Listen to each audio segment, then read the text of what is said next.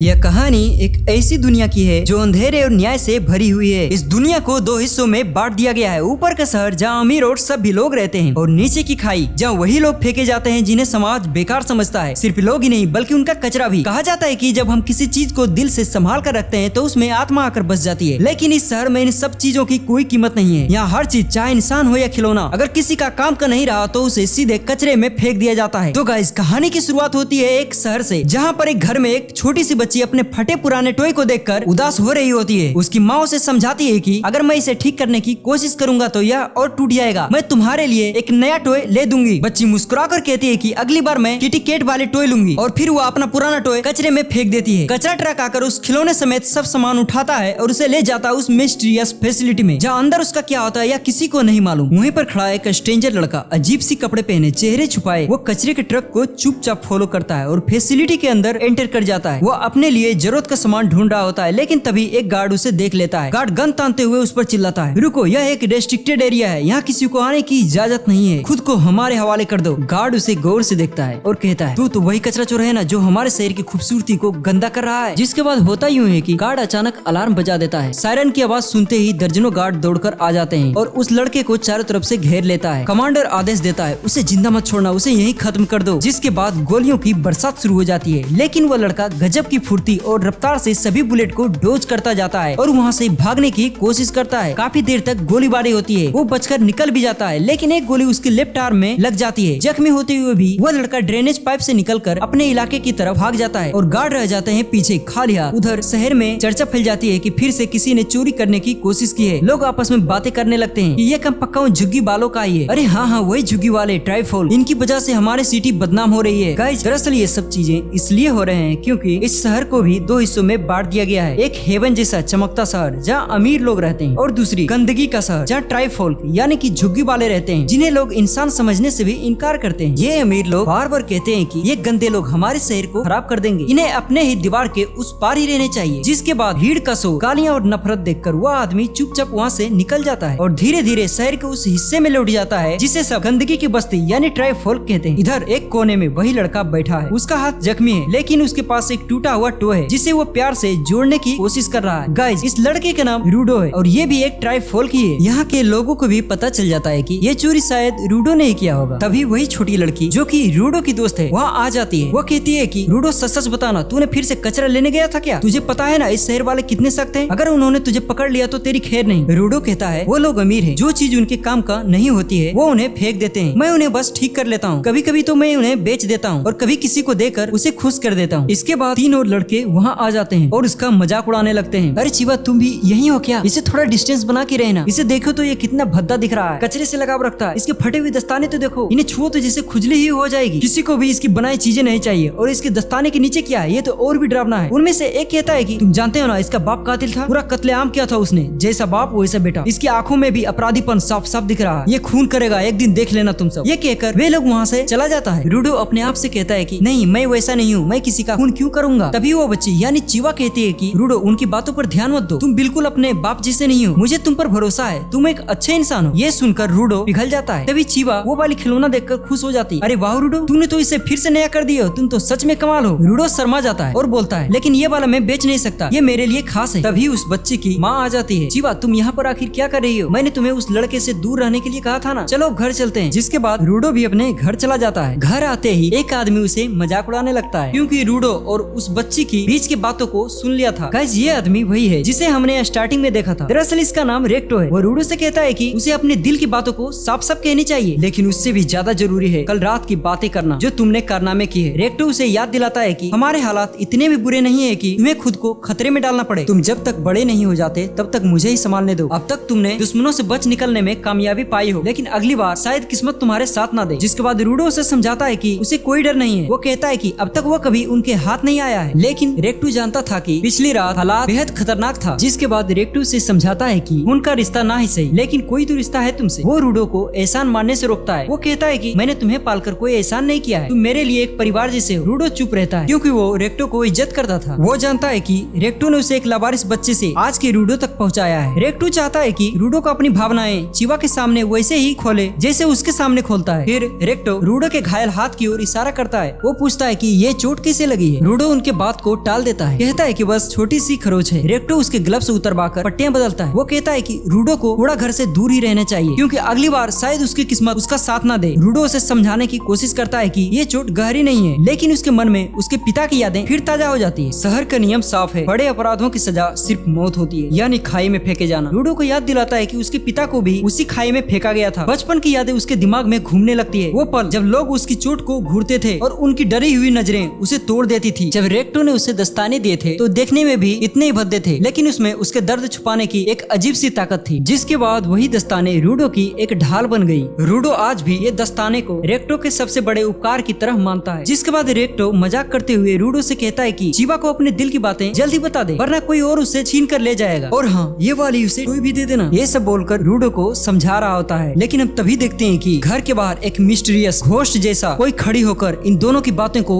सुन रहा होता है। के बाद हम अगले दिन देखते हैं रेक्टो उसे जबरदस्ती हंसाने की प्रैक्टिस करवाता है, लेकिन इसके बावजूद भी रूडो के चेहरे पर कभी हंसी नहीं आती है। उसका चेहरा हमेशा उदास ही दिखता है। रूडो उस लड़की से मिलने के लिए निकल जाता है। ऊपर की शहर में जैसे ही एंटर करता है उसे वही खाई दिख जाता है, जहाँ पर एक आदमी को फिर से उस खाई में फेंका जा रहा था। ये सब देखकर रूडो को उसके पिता के बारे में बताई गई बातें याद आने लगती है कि किस तरह उसके पिता को भी इस खाई में ही फेंका गया था। वो सोचने लगता है कि उन लोगों को आखिर क्या होता होगा जिन्हें उस खाई से नीचे फेंका जाता है। क्या वे जिंदा रह पाए होंगे या अंधेरे उन्हें निकल गया होगा। तभी वहाँ चिबा भी आ जाती है। वो कहती है कि आज लगता है फिर किसी को नीचे उस खाई में फेंका जा रहा है। चिबा को देखकर रूडो शर्मा जाता है और टॉय को छुपा लेता है। चिबा कहती है कि आज यहाँ का माहौल और भी डरावना लग रहा है, यहाँ आना मुझे अच्छा नहीं लगता है। रूडो जवाब देता है कि सच कहें तो उसे भी यहाँ रहना अच्छा नहीं लगता है। चारों तरफ बस वही खौफनाक नजारा और वही डर का खेल। जिसके बाद चिबा उसे बताती है कि सुना है उन्होंने शहर के किनारे पर झुग्गियां इसलिए बनाई थी ताकि सबके दिमाग में ये बैठा सके कि अगर कोई बुरा करेगा तो उसे भी खाई में फेंक दिया जाएगा। और ये सब मुझे अच्छा नहीं लगता है, क्योंकि यहाँ रहने वाले हर इंसान को ये देखना ही पड़ता है, चाहे वो देखना चाहे या नहीं। जिसके बाद चिबा रूडो से कहती है कि वो उसी खाई में फेंकते नहीं देखना चाहती है, कचरे चुराने से मना करती है। रूडो कहता है कि ये बात रेक्टो ने भी कहा था। हाँ, क्यों नहीं, बिल्कुल कहा होगा। उन्हें तुम्हारी फिक्र है क्योंकि उसे तुम्हारी परवाह है, वो भी तुमसे प्यार करते हैं। अरे छोड़ो, प्यार कर। अरे क्या, एक मिनट, तुम भी? अरे नहीं, मेरा मतलब वो नहीं था, तुम तो गलत ही समझ गए। इसके बाद रूडो भी शर्मा जाता है और अपने फेस को सोप टॉय से ढक लेता है। वो कहता है कि ये देखकर ही समझ गया था कि ये टॉय तुम्हें बहुत ही पसंद आएगा। रूडो थोड़ी झिझकता है और कहता है कि पर ये तो मैंने कचरे के ढेर से लाया था, मुझे लगा था कि इसे वहाँ रहने के बजाय अगर ये तुम्हारे पास रहेंगे तो ये ज्यादा खुश रहेगा। चिबा उसे लेकर खुश हो जाती है। कितना प्यारा है, मैं इसे हमेशा अपने पास रखूंगी। इधर रूडो खुशी के मारे ये सब रेक्टो को बताने के लिए भागता हुआ घर जाने लगता है। जिसके बाद वो भागते हुए गार्ड से जाकर टकरा जाता है और नीचे गिर जाता है। गार्ड उसे घूरता है और बिना कुछ बोले वहाँ से निकल जाता है। रूडो जैसे ही दरवाजा पर खड़ा होता है उसे याद आता है कि अगर मैंने ये बात बताई तो वो यही कहेंगे कि फिर से जाओ और अपने दिल की बात को बता दो। ये सोचते हुए वह दरवाजा खोल देता है, लेकिन अचानक वहाँ रेक्टो के बजाय कोई और होता है। रूडो देखता है कि उसने रेक्टो के सीने में एक डेगर को घोप रखा है और उसके सीने पर बैठा हुआ है। रूडो उसे बचाने की कोशिश करता है, लेकिन वह रूडो को एक पंच मारकर बेहोश कर देता है। जब रूडो को होश आता है तब वह देखता है कि वही हत्यारा एक बुक उठाता है। इधर रूडो की हालत इतनी खराब हो चुकी थी कि वह हिल तक नहीं पा रहा था। हत्यारा वहाँ से निकल जाता है। इधर रूडो रेक्टो को बचाने की कोशिश करता है, लेकिन रेक्टो उसे यहाँ से भागने के लिए कहता है। उसे पता था कि यह कोई साजिश हो सकती है। रूडो उसे बचाने की कोशिश करता है और कहता है, मैं बाहर जाकर अभी मदद लाता हूँ, तुम्हें कुछ नहीं हो सकता है। जिसके बाद रेक्टो आखिरी सांस लेते हुए कहता है, रूडो यहाँ से भाग जाओ, इस गंदी दुनिया को बदलना अब तुम्हारा काम है, सिर्फ तुम ही कर सकते हो। और तभी गार्ड वहाँ पर आ जाता है और उसे अरेस्ट कर लेता है। तुम्हें कत्ल करने के जुर्म में तुम्हें गिरफ्तार किया जाता है। रूडो को समझ नहीं आ रहा था कि उसके साथ आखिर हो क्या रहा है। वह गार्ड से बार बार कहता है कि वह कातिल नहीं है, मैं आखिर रेक्टो को क्यों मारूंगा, खूनी यहाँ से भाग गया है, जाकर उसे पकड़ो, और रेक्टो अभी भी जिंदा है, उसे बचाना ही होगा। लेकिन किसी पर उसकी बात का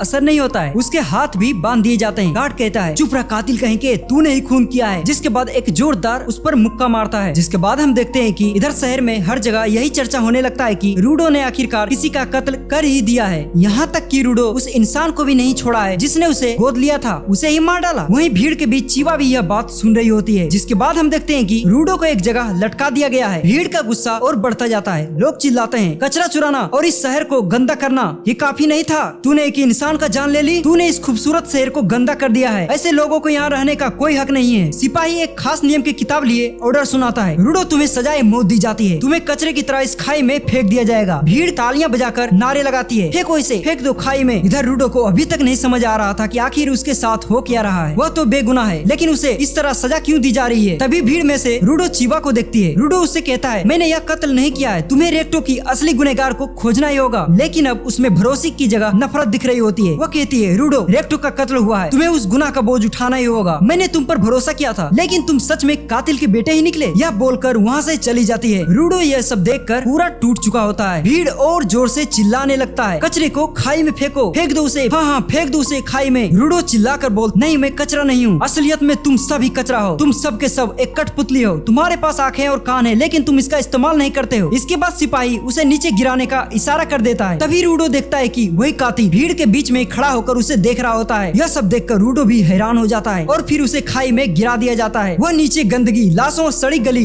बदबू से भरी खाई में नीचे गिरता जाता है। वो बहुत ही गुस्सा हो जाता है और कहता है, मैं तुम सबको खत्म कर दूंगा, जो तुमने मेरे साथ किया है। मैं तुम लोगों में से किसी को भी नहीं छोड़ूंगा। जिसके बाद हम एक फ्लैशबैक देखते हैं, जहाँ वो सोचता है उसे हमेशा यही अजीब लगता था कि ऊपर के लोग जब भी किसी गरीब या झुग्गी वाले को खाई में फेंकने की बात करते थे तो वे बस इतना कहते थे कि ये कचरा है, इसकी जगह वही है। मगर कभी किसी ने ये नहीं सोचा कि खाई में गिरने के बाद उनका क्या होता होगा। उसके मन में अजीब अजीब ख्याल आने लगता है। जब उसे नीचे गिराया गया था, बहुत सारे लोग बस यही कह रहे होते हैं कि अभी हाल ही में एक झुग्गी वाले को खाई में फेंका गया था। सबने कहा था कि ये उसकी सजा है, लेकिन अगर ये सब जानते हैं कि उसे खाई में ही फेंका जाएगा तो ये सब अपराध ही क्यों करते हैं? क्या ये लोग सच में इतने ही गंदे हैं, या फिर उनके दिमाग में कुछ और ही चलता रहता है? और फिर अचानक जब रूडो को होश आता है तो वो देखता है कि वह कचरे के ढेर पर गिरा हुआ है। वह उठकर चारों तरफ देखता है। उसे समझ नहीं आता है कि ये आखिर कौन सी जगह है। तभी उसे भूकंप महसूस होता है। जब वो देखता है तो उसके सामने एक बहुत बड़ा मॉन्स्टर दिखता है।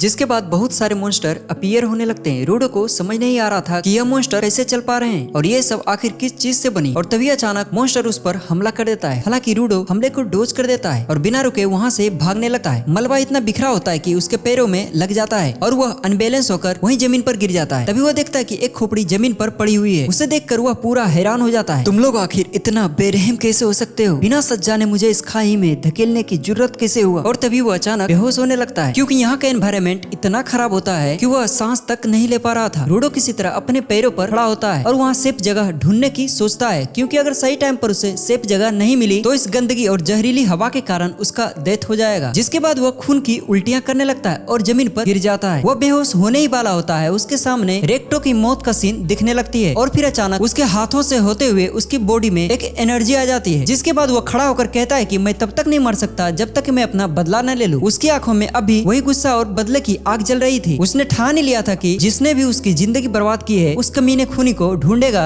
और अपने हाथों से मारेगा। लेकिन इसके लिए सबसे जरूरी था कि उसे जिंदा रहना। इसके बाद वह सभी मॉन्स्टर से लड़ने लगता है। उसके पास अब इतनी पावर आ चुकी थी कि वह अकेले उन सभी मॉन्स्टर से लड़ सकता था। लेकिन इसके बावजूद भी हवा जहरीले होने के कारण वह बार बार खून की उल्टियां किए जा रहा था। यह सब देखकर वह वहाँ से भागने की सोचता है और तभी एक मॉन्स्टर अचानक एक खतरनाक वेब छोड़ता है, जिससे रूडो दूर जाकर गिरता है। जब उसकी आंख खुलती है तो वह देखता है कि उसके सामने एक मास्क वाला स्ट्रेंजर आदमी खड़ा है। उसे समझ नहीं आता है कि यह मास्क वाला आदमी आखिर है कौन। और तभी वो आदमी रूडो को एक लात मारता है, जिससे वह दूर जाकर गिरता है और फिर उसके पास जाकर एक मास्क पहना देता है। रूडो उससे बार बार पूछता है कि तुम आखिर हो कौन, मेरे साथ ऐसा क्यों कर रहे हो? जिस पर वह आदमी गुस्से से कहता है तुम अपना मुंह बंद रखो। लेकिन फिर भी रूडो लगातार चिल्लाता जा रहा था। यह सब देखकर वह आदमी और ज्यादा गुस्सा हो जाता है और वह गुस्से से कहता है ये ट्रास बीस्ट है, यानी कि कचरे से बने हुए राक्षस। जितने ये घिनौने दिखते हैं उतने ही खतरनाक भी है। इन्हें मामूली हथियारों से मारा नहीं जा सकता है, क्योंकि ये आवाज पर हमला करते हैं। मैंने धीमे बोलने की कोशिश की थी, लेकिन तुम बेवकूफों की तरह चिल्लाते रहे। अब सुन लो, अगर हमें बचना है तो हमें खामोश रहना होगा। लेकिन तब तक बहुत देर हो चुकी थी। वह मॉन्स्टर दोनों के पास आ जाता है और तभी वह मास्क वाला आदमी अपना अम्ब्रेला ओपन करता है। उससे इतनी जोरदार एनर्जी निकलती है कि एक ही अटैक में वो ट्रास बीस्ट खत्म हो जाता है। रूडो यह सब देखकर हैरान हो जाता है कि आखिर इतनी ताकत इसके पास कहां से आई है। लेकिन तभी बहुत सारे ट्रास बीस्ट भी आने लगते हैं, जिसके बाद वो मास्क वाला आदमी सभी को आसानी से खत्म करने लगता है। तभी एक बड़ा सा बीस्ट उस पर एक खास तरह का पॉइजनिंग अटैक करता है। वो आदमी उस अटैक को भी नेग्लेक्ट कर देता है और फिर एक जोरदार लास्ट अटैक करता है। इधर रूडो यह सब देखकर सोचने लगता है कि काश मेरे पास भी ऐसी ताकत होती जिससे मैं आसानी से अपना बदला ले पाता। इसके बाद वह आदमी रूडो के पास आता है और अपना नाम एंजन बताता है और फिर रूडो बेहोश हो जाता है। इसके बाद हम एक फ्लैशबैक देखते हैं, जहाँ रेक्टो रूडो को देखकर पूछता है कि तुम्हारा ऐसा हाल किसने किया है? जिस पर रूडो कहता है बाहर के बच्चे ने मुझे मारा है, क्योंकि मैंने उसे इतना ही समझाया था कि कोई भी चीज फेंकनी नहीं चाहिए, क्योंकि उसमें भी जान होती है, चाहे वो निर्जीव क्यों ना हो। जिस पर रेक्टो उससे पूछता है कि क्या तूने भी उस पर हाथ उठाया था, जिस पर रूडो जवाब देता है नहीं, मैंने किसी को नहीं मारा है। फिर रूडो कहता है कि आपकी कही हुई बातें मुझे अभी भी याद है, जब हम किसी चीज को दिल के पास रखते हैं तो उसमें आत्मा आ जाती है। रेक्टो उसे समझाता है कि ये सब पुरानी बातें हैं, इन्हें इसलिए कहा गया था ताकि हम पुरानी चीजों को फेंकने की बजाय उन्हें संभाल कर रखें। दुनिया इन बातों को नहीं मानती है, लेकिन मेरे हिसाब से हर चीज में सोल होनी चाहिए, यानी कि हर एक चीज में। जिस पर रूडो मुस्कुरा कर कहता है कि यानी कि यहाँ हर एक चीज में आत्मा है, यानी मेरे ग्लव्स में भी आत्मा हो सकती है। रेक्टो हंस पड़ता है, क्यों नहीं, ऐसा हो सकता है। और तभी रूडो को होश आता है। वो देखता है कि एंजन उसे रस्सियों से बांधकर घसीटते हुए ले जा रहा है। रूडो बार बार चिल्लाता है, मुझे यहाँ से जाने दो, मुझे ऊपर जाकर सबसे बदला लेना है। जिस पर एंजन उससे कहता है कि यहाँ से ऊपर कोई नहीं जा सकता है। वह समझाता है कि यह एक अंडरग्राउंड नहीं है, बल्कि जमीन के ऊपर कचरे के विशाल पहाड़ों से बनी है। ऊपर वाले यानी कि एस्पेराइट ने जो भी बेकार समझा है उसे यहाँ फेंक दिया है, और हाँ, अब वही कचरा एक भयानक रूप ले लिया है। ऊपर की दुनिया, जिसे एस्पेर कहा जाता है, अब तुम्हारे लिए पहुंच से बाहर है। एस्पेर हमेशा मोशन में रहता है और ऊपर चढ़ने का कोई सीधा रास्ता नहीं है। तो गाइस, यहाँ भी कभी शहर हुआ करते थे, लेकिन कचरे से पैदा हुए बीस्ट और जहरीली हवा ने सब कुछ खत्म कर दिया है। अब यहाँ बस गिने चुने ही लोग बचे हैं जो मास्क पहनकर और अंडरग्राउंड छुपकर जी रहे हैं। यह सुनकर रूडो को शक हो जाता है कि शायद बाहर जाने का कोई रास्ता इस आदमी को पता है। वह बार बार कहता है कि मुझे बताओ, मुझे उन लोगों से बदला लेना है, लेकिन फिर भी एंजन कुछ नहीं बोलता है। वह रूडो को घसीटते हुए